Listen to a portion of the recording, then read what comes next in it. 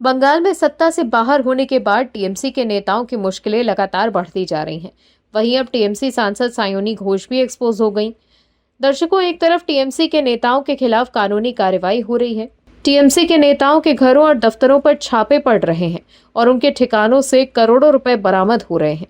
तो वहीं टीएमसी के नेताओं को जनता के गुस्से का भी सामना करना पड़ रहा है।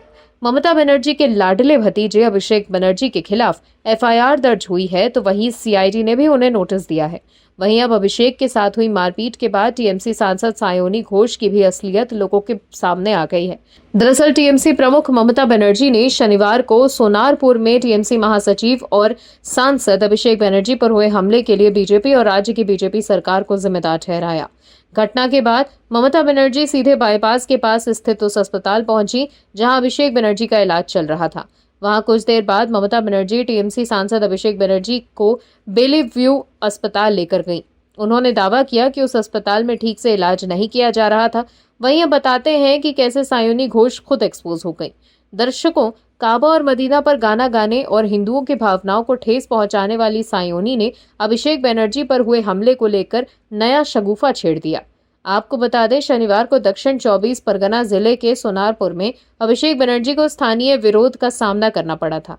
इस दौरान उनके साथ धक्का मुक्की की गई, उन पर अंडे फेंके गए और उनकी शर्ट भी फट गई थी। वहीं इसको लेकर ममता बनर्जी ने एक्स पर एक संक्षिप्त पोस्ट शेयर करते हुए बीजेपी पर हमला बोलते हुए लिखा कि शासक अब हत्यारे बन चुके हैं, भाजपा तुम्हें शर्म आनी चाहिए। वहीं ममता बनर्जी के इस पोस्ट को शेयर कर एक्स पर टीएमसी सांसद सायोनी घोष ने लिखा है कि एआईटीसी के राष्ट्रीय महासचिव और सांसद श्री अभिषेक बनर्जी पर किया गया ये कायरतापूर्ण हमला लोकतांत्रिक मूल्यों और राजनीतिक असहमति पर एक स्तब्ध कर देने वाला प्रहार है।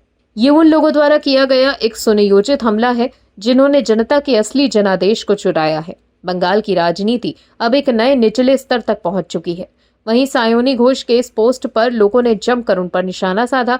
सायोनी को जवाब देते हुए एक यूजर ने एक्स पर लिखा, ये पहली बार 2011 में तब निचले स्तर पर पहुंचा था जब टीएमसी सत्ता में आई थी। ये तब बिल्कुल रसातल पे पहुंच गया जब संदेश खाली के सामूहिक बलात्कार, आर्जीकर बलात्कार और हत्या जैसे अनगिनत अपराधों पर पर्दा डाला गया और अपराधियों को राजनीतिक संरक्षण दिया गया। और ये सब आपकी अपनी ही पार्टी ने किया। बंगाल की राजनीति आज निचले स्तर पर नहीं पहुंची है, वहीं आज तो बंगाल ने ऊपर उठना शुरू करा है। और एक दूसरे यूजर ने ममता सरकार के दौरान के एक न्यूज आर्टिकल को शेयर कर सायोनी घोष को बेनकाब किया, जिसमें लिखा था कि बीजेपी सांसद के काफिले पर हमले में 1 की मौत, 6 घायल।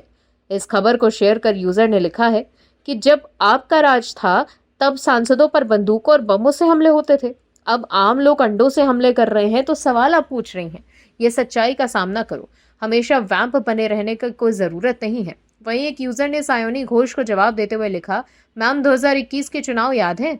तब हिंदू लड़कियों और महिलाओं के साथ क्या हुआ था? तब आपने और आपकी पार्टी ने लोकतंत्र का खूब मजाक उड़ा लिया था।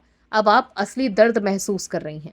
असल में ये बंगाल की जनता की एक स्वाभाविक प्रतिक्रिया है। याद रखिएगा, कर भला तो हो भला।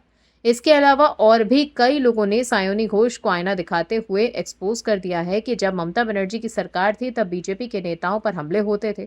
2021 के चुनाव के बाद हिंदुओं पर हमले हुए थे और तब भी वो चुप क्यों थी।